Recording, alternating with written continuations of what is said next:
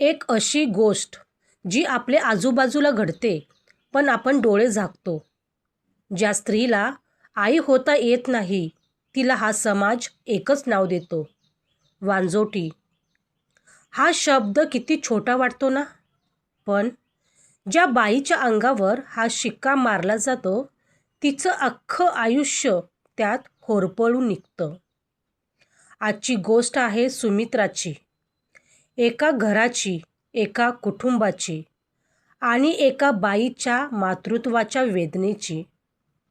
ही गोष्ट फक्त बाळ न होण्याची नाही, ही गोष्ट आहे बाई म्हणून जगण्याची.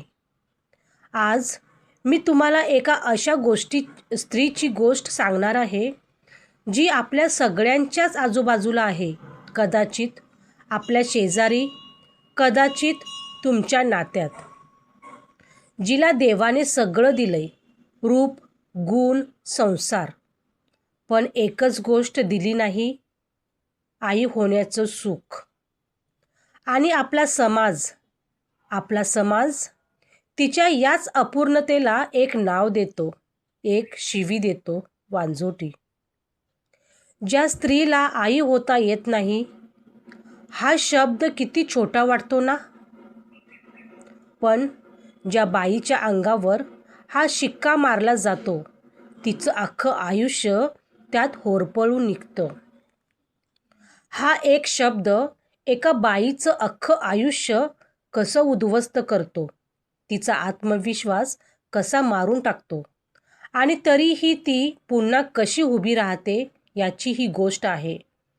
एका स्त्रीसाठी तिच्या आयुष्यातला सगळ्यात मोठा दिवस कोणता असतो? जेव्हा कोणीतरी तिला पहिल्यांदा आई म्हणतं. पण जर तिला आयुष्यभर कोणीच आई म्हटलंच नाही तर? जर 7 वर्षाच्या संसारानंतरही तिची कूस रिकामीच राहिली तर? समाज तिला काय नाव देतो माहिती आहे? एकच शब्द जो तिचा आत्मा मारून टाकतो, वांजोटी.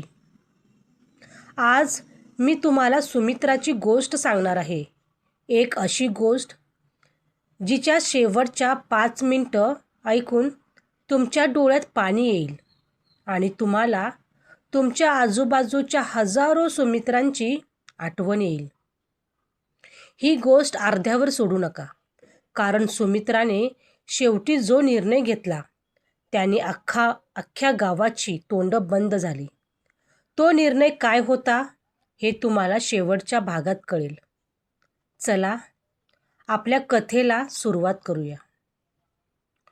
सुमित्रा, वय वर्ष 31, पुण्यातल्या एका सुशिक्षित मध्यमवर्गीय कुटुंबातली सून. तिचा नवरा माधव एका कंपनीत मॅनेजर. दिसायला सगळं परफेक्ट. 2 BHK फ्लॅट, गाडी, सुखी संसार. फक्त एकच गोष्ट नाही आहे. 7 वर्ष झाली त्यांच्या लग्नाला. घरात लहान बाळाचा आवाज नाही. सुरुवातीची 2 वर्ष सगळं ठीक होतं. होईल, अजून वेळ आहे, असं सगळं म्हणायचे. पण 3ऱ्या वर्षापासून चित्र बदललं. सुमित्राच्या सासूने तिला इनडिरेक्ट टोमणे मारायला सुरुवात केली. नातेवाईकांच्या लग्नात तिला मुद्दाम बाजूला केलं जाऊ लागलं. ऑफिस पार्टीत कोणीतरी विचारायचं, तुम्हाला मुलं नाहीत का अजून? आणि सगळ्यात जास्त त्रास कशाचा होता माहिती आहे का? डॉक्टरांच्या रिपोर्ट्सचा. रिपोर्ट्स नॉर्मल होते. सुमित्रामध्ये काहीच प्रॉब्लेम नव्हता, माधवमध्येही नव्हता. तरीही काहीच होत नव्हतं. आणि जेव्हा सायन्स उत्तर देत नाही, तेव्हा समाज स्वतःची उत्तरं स्वतः तयार करतो. आणि समाजाचं उत्तर होतं, दोष फक्त बाईचाच असतो. सुमित्रा आतून कोलमडून गेली होती. तिला आरशात स्वतःचा चेहरा बघवत नव्हता. तिला वाटायचं, मी एक स्त्री म्हणून अपयशी आहे. पण या सगळ्या अंधारात एकच माणूस तिच्यासोबत दिव्यासारखा उभा होता, तिचा नवरा माधव. रात्री जेव्हा ती रडायची तेव्हा माधव तिला कधीच सल्ला द्यायचा नाही. तो फक्त म्हणायचा, सुमित्रा, माझ्यासाठी तू आहेस, हेच खूप आहे. आपल्याला मूल हवंय, पण तुझ्यापेक्षा जास्त नाही. तुम्हाला वाटेल, नवरा इतका चांगला आहे, तर मग प्रॉब्लेम काय आहे? प्रॉब्लेम पुढे आहे मित्रांनो. कारण आता सुमित्राच्या आयुष्यात अशी एक घटना घडणार आहे, जिने तिला आयुष्य संपवण्याच्या टोकावर नेऊन ठेवलं. ती घटना काय होती? अनेक दिवसांनी सुमित्राच्या जाऊबाईला दिवस गेले. घरात सगळीकडे आनंद आनंद पसरला, पण सुमित्रासाठी तो सगळ्यात कठीण काळ होता.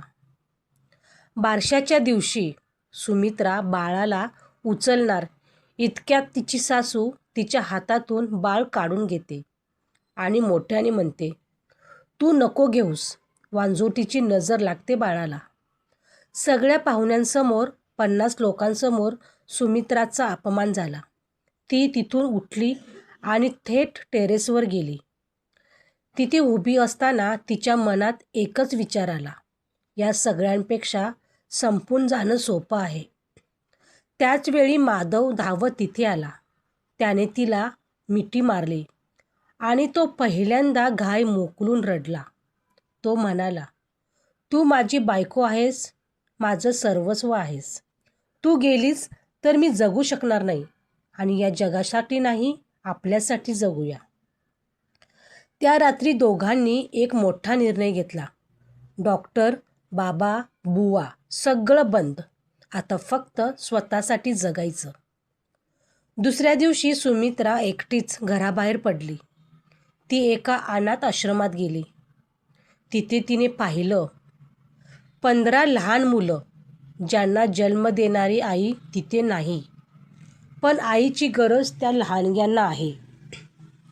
तिथे तिथल्या मॅडमना सांगितलं, मला इथे येऊ द्या, मला काहीच नको, फक्त या मुलांमध्ये राहू द्या. पहिल्या दिवशी एक 4 वर्षाची छोटी मुलगी तिच्याजवळ आली आणि म्हणाली, तू माझी आई होशील का? 7 वर्षात जे कोणी बोललं नव्हतं ते त्या छोट्या मुलीने बोलून दाखवलं. सुमित्रा तिथेच खाली बसून खूप रडली. पण ते दुःखाचं रडणं नव्हतं, ते आई झाल्याचं रडणं होतं. हळूहळू सुमित्रा बदलू लागली. तिने आश्रमातल्या मुलांना शिकवायला सुरुवात केली. तिच्या बोलण्यात आत्मविश्वास आला. तिच्या चेहऱ्यावर तेज आलं. परत 6 महिन्यांनी त्याच घरात जेव्हा तिची सासू तिला पुन्हा वांजोटी म्हणाली, तेव्हा सुमित्रा शांतपणे हसली आणि म्हणाली, आई, तुम्ही मला वांजोटी म्हणता कारण मी एका बाळाला जन्म दिला नाही.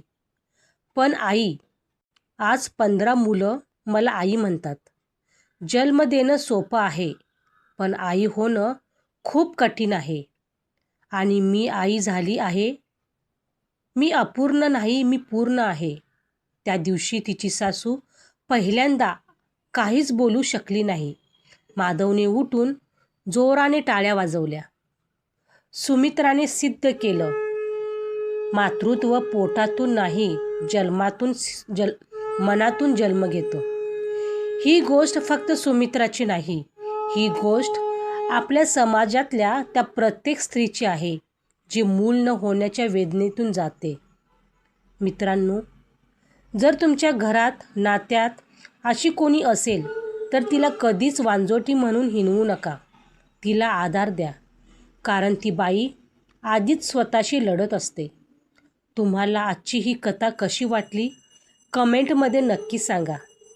तुम्ही कधी अशी सुमित्रा पाहिली आहे का? आणि जर या कथेने तुमच्या मनाला स्पर्श केला असेल तर या व्हिडिओला एक लाईक नक्की करा. आणि अशाच हृदयाला भिडणाऱ्या, डोळ्यात पाणी आणणाऱ्या गोष्टींसाठी आपल्या चॅनलला सबस्क्राईब करायला विसरू नका. मी भेटते तुम्हाला पुढच्या गोष्टीत, पुढच्या कथेमध्ये एका नवीन विचारांसोबत. तोपर्यंत धन्यवाद. स्वतःची काळजी घ्या.